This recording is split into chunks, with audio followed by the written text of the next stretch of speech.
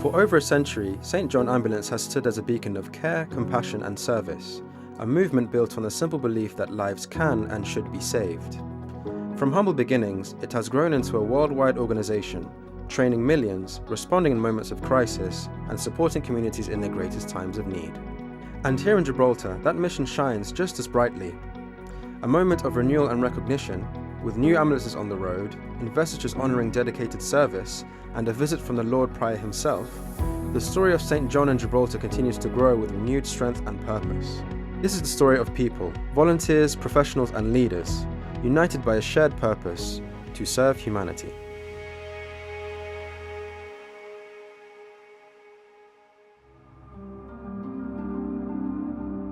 The story of St. John reaches back nearly 1,000 years, to Jerusalem in the 11th century.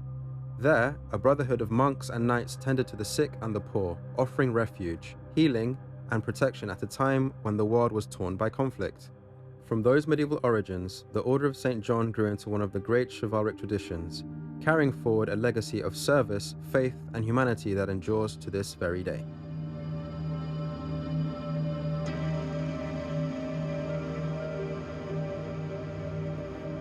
The Order of St. John, which is really known as the Venerable Order of the Hospital of St. John, Jerusalem, goes way back to the 11th century and the times when pilgrims were going to Jerusalem to visit the holy sites. Some of them fell ill along the way, and so there was a hospice in Jerusalem that looked after the sick pilgrims. There was a brother there, Blessed Gerard, who was very much the founder of the order, and he provided medical assistance for the poor and the sick pilgrims in Jerusalem. And that's how it all started. Then we have the Crusades. The Crusades came along, and they recognized the work of this man, of the Benedictine monks. And the hospice was next, very close to the Holy Sepulchre, and it was called St. John. And that's why it assumed the name of St. John after the name of the hospice in Jerusalem. And so it journeyed on. The Knights of St. John, the order grew and were known as the Knights Hospitaller, the Hospital Knights. And of course, they eventually moved out of what we would now know as Israel. They moved out of there into the Med and went to Cyprus, then to Rhodes, and then to Malta. Had about 250 years in Malta, building and operating some fantastic hospitals there. The Fighting Knights defended Malta for 250 years. Never lost Malta. The person who ultimately took Malta was Napoleon, 1798. And it scattered then the Knights Hospitaller of St. John back to their homelands, back to Rome, Italy, Germany, UK, other places. The order that I lead globally, the Venerable Order of the Hospital of St. John of Jerusalem, was created in the early 1800s. Their work started in the early 1800s, and the order was created by Queen Victoria in 1888 when she granted it a royal charter. We'd been doing ambulance work in England for many, many years before that. First aid was a thing that had been learnt on the battlefields of the Crimean War, and they brought that back to England when the Industrial Revolution was taking place, so the factories were operating, the mines, the workshops, people were being badly injured, and so they were able to render this first aid to these people. That captured the attention of Queen Victoria, and she was so impressed that she granted the Royal Charter, created St. John as one of her crown orders of chivalry, and so the history goes on into the modern times.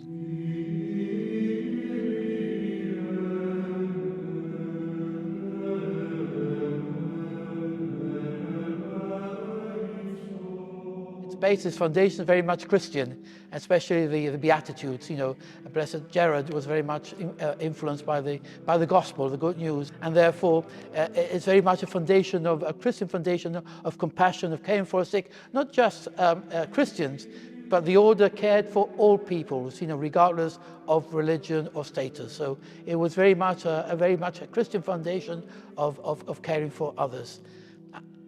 And that's why, a few years ago, I wanted to once again reconnect, our spiritual values, which are very human values, of course, and the spirituality of St. John. And that's why recently, the last few years, we started having a service on the feast of St. John to connect, the order, to remind ourselves of our spiritual, the connection with our spirituality, with the beginnings of St. John's and the ethos of St. John's Ambulance.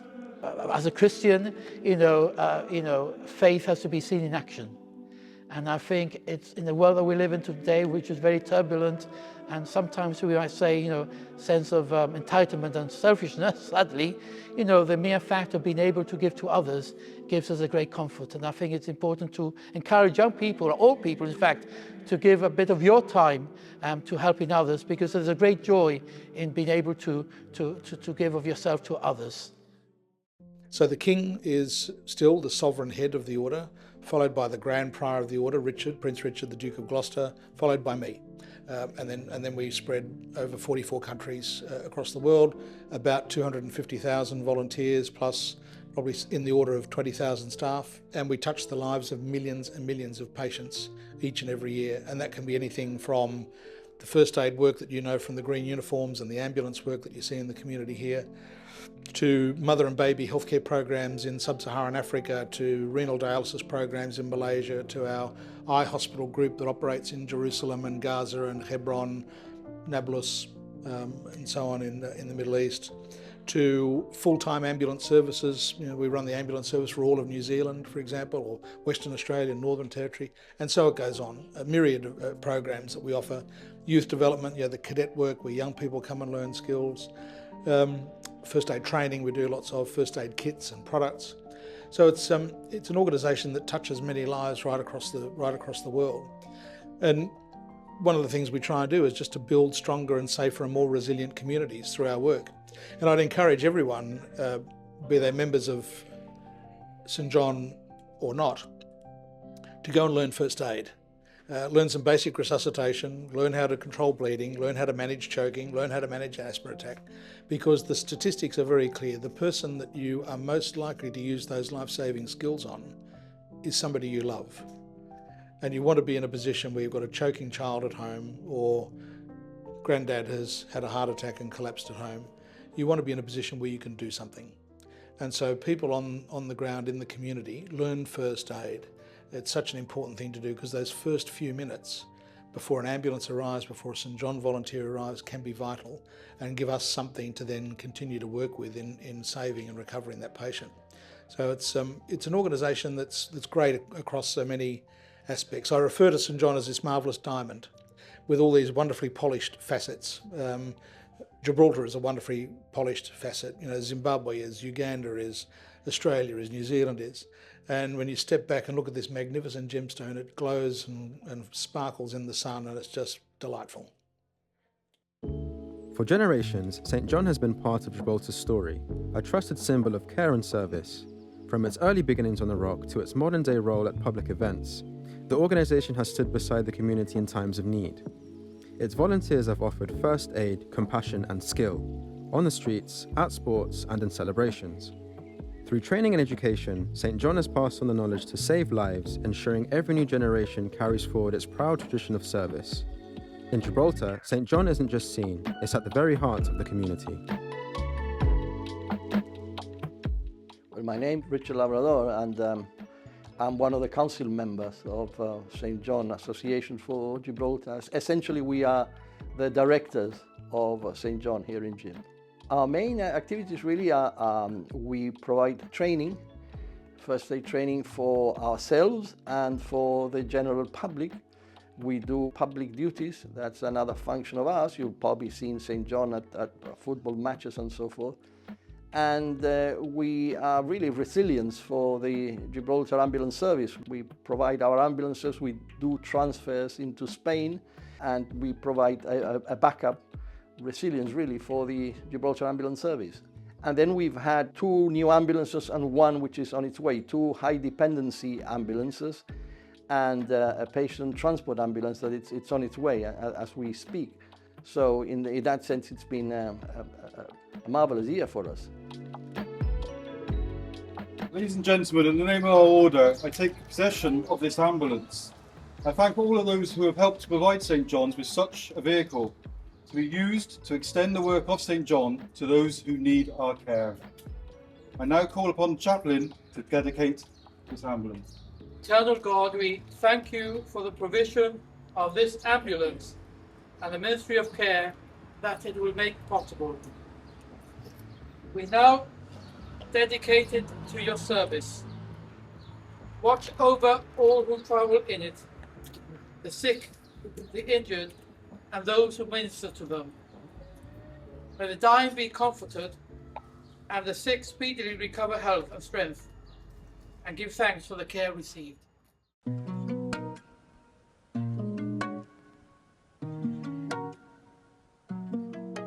So good Haviland, I'm the Chief Executive Officer of St John Ambulance in Gibraltar and also the Chief Paramedic Officer of the Gibraltar Ambulance Service. My role in St John is from a strategic perspective. I look after the training, vehicles, and strategically an oversight of everything that happens in St John, be it public events, sports features, transfers to Spain with the GHA, subcontracts St John for that sort of provision. So I started in the medical fraternity by serendipity. I used to be a deep sea diver, and we all had to, I think it was in 2005, something like that, we all had to have the diving medical certificates as medical providers. So we went off to this 3-month course, and it was equivalent to emergency medical technician. So when I left diving, I came back to Gibraltar. I opened up a health shop, and I wasn't really comfortable sat down behind a chair. So I sought some volunteering as an emergency medical technician in St John, and it started all from there. The traits for this job: you need to have bandwidth when the chips are down, so you need to be able to handle stress very well. Unlike nursing or other medical fraternities, compassion, care, what makes up those pillars of a health provider. What is important is that you need that little bit of adrenaline to engage.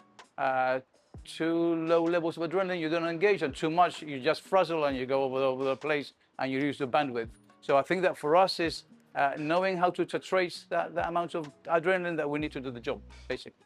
It is what it is. Do I take jobs home?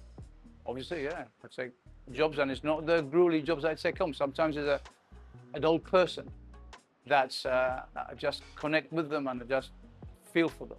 Not necessarily it's the big trauma, but normally pediatrics and the elderly is the ones that we are going to take home with us.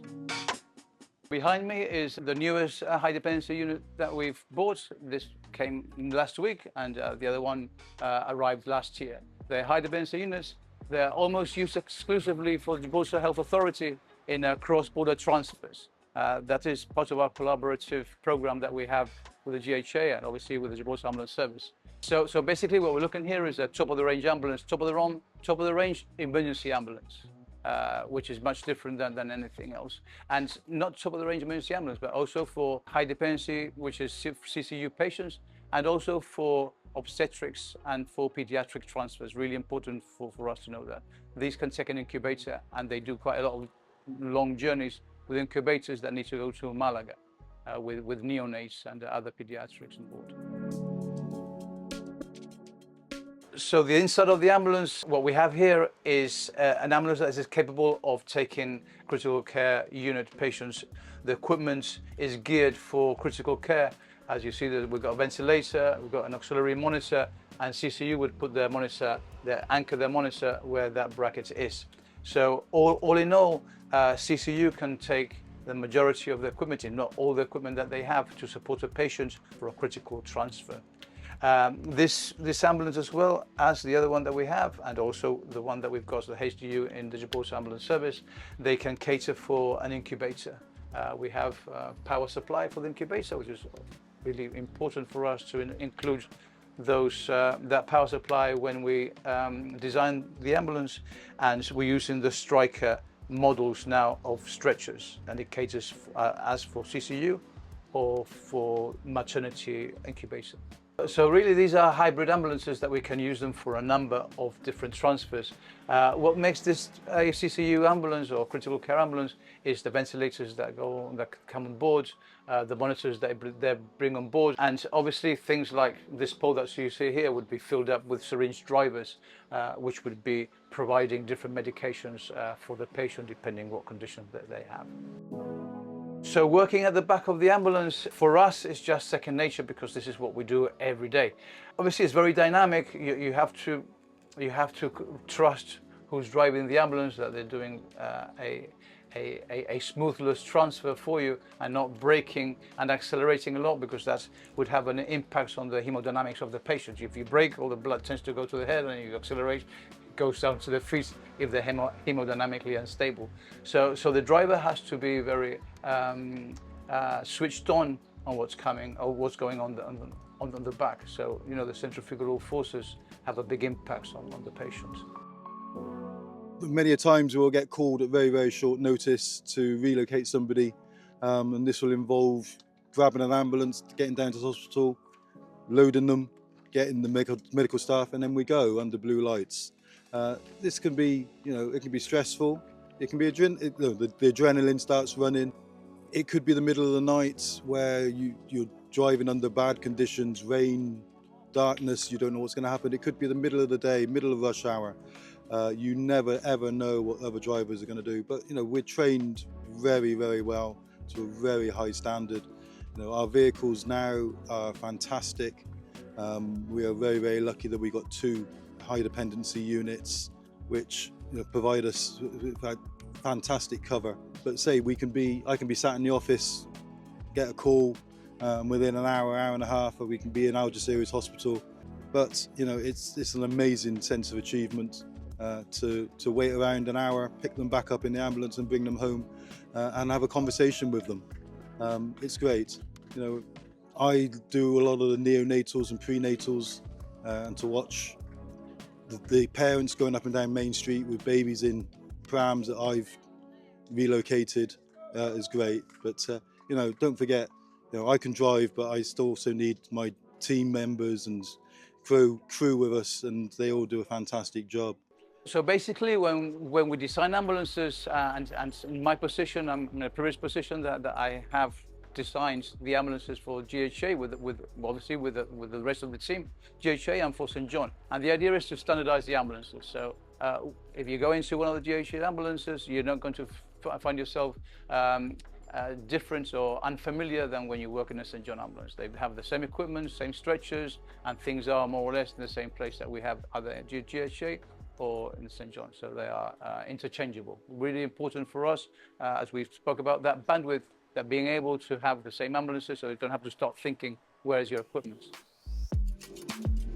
These ambulances in particular, they've been built in Poland, is a German company called WAS, and they have 87% of the European market and 90% of the British market. So there's that reliance and assurance from a quality perspective that you're buying a good product.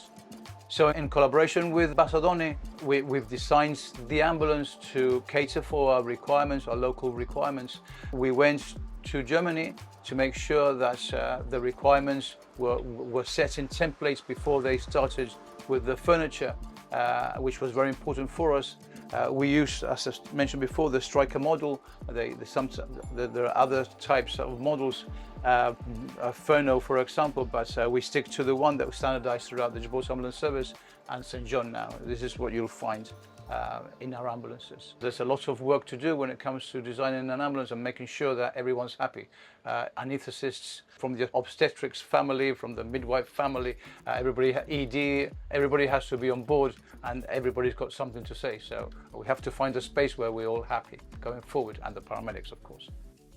And thanks to those people that donate the monies for us to have these ambulances, I think that they need to be mentioned, because these ambulances come from donations from the public and from the community. We had the unexpected visit from the Lord Prior, the Lord Prior being the highest ranking non-royal within the order, which was most welcome. He turned out to be a lovely person, really down to earth, and we organized a service at the Holy Trinity, which included investitures as well. So that was probably the highlight of the year. My own background is health and safety, but what I do there mainly is protocol.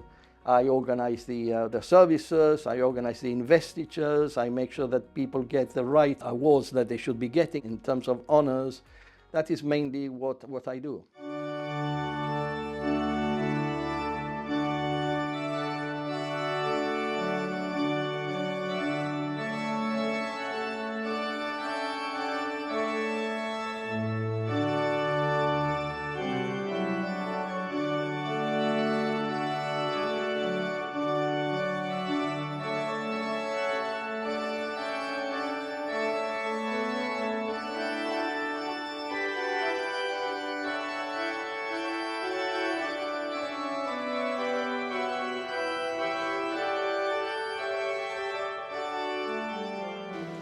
Grace, mercy and peace from God our Father and the Lord Jesus Christ be with you and also with you. We meet in the presence of Almighty God to worship Him in spirit and in truth, to give thanks for the Order of St. John, to bear witness to the investiture. We ask for God's blessings on the priories, commanderies and associations of the Order, and all members, volunteers and staff in their continuing work for the faith and the service of humanity, and especially on the postulants assembled here for investiture into a most venerable order. So we pray to God through Jesus Christ our Lord. As a Christian, faith has to be seen in action.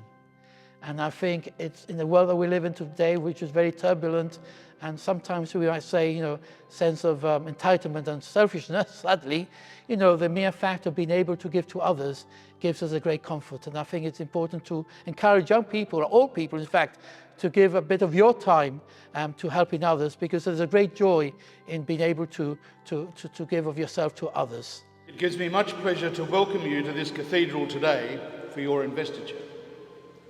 I would like you to know that your individual contribution, in whatever sphere or area of expertise it may be, is highly valued, for without such work neither the Order nor its work in the service of humanity could continue to exist. On the instructions of His Majesty the King, the sovereign head of our Order, I will be investing you with the insignia of your grade. Remember that the cross you will receive is, to Christians, the sign of the redemption of humanity. Its 4 arms symbolise the cardinal virtues: wisdom, justice, self-discipline and courage. Its points represent the 8 values of the Order, namely respect, unselfishness, excellence, openness and transparency, devotion, togetherness, diversity and inclusiveness, and faithfulness. These values derive from the 8 Beatitudes of the Gospel according to St. Matthew, which in turn spring from the practice of the cardinal virtues. The cross itself is the outward sign of our duty to respect the Christian faith and to serve the sick and the poor and all who suffer. It's very humbling to be part of this order, which, as I said, goes back to the 11th century, and to be part of that order and to contribute to, give something of myself for the benefit of others and for the benefit of our community. Always, whatever we do is for others and not for ourselves. So to be part of the Order of St. John and its roots that come from Jerusalem and knighthoods and etc., I think that's we may be falling short of how we transmit that to our youngsters, and that is something that is in our strategic plan this year, to be able to transmit not just the association but also the Order of St. John down the ranks. The history of St. John's goes back hundreds of years, and it's great to be part of that. It's great to obviously to be recognised and to be a part of such a massive worldwide family. It's something else. It really is something else. I think we need to encourage people to become more volunteers. I think we've lost a lot of people, especially since after COVID. People have found it difficult to re-engage again. And I think we need to encourage people, especially we saw the wonderful work that St. John did during the COVID months, when we were in lockdown, of visiting the sick and the elderly and those people who couldn't come out. Members of St. John were there supporting our community. And I think that, we need to re-engage again, we reconnect ourselves with a sense of volunteering for the community. And there's no greater joy than being able to make somebody smile, or being accompanying somebody in their illnesses and sickness, to be there for people. And I encourage people, to think about giving a bit of your time to helping others, because there is great joy in service. Next week, we look at the vital role St. John plays in providing essential training to the public, ensuring that ordinary citizens have the skills and confidence required to deliver critical first response when the need arises. But their work goes far beyond emergencies. St. John also supports members of the community with limited mobility, providing essential transport services that are a vital lifeline for many across the community.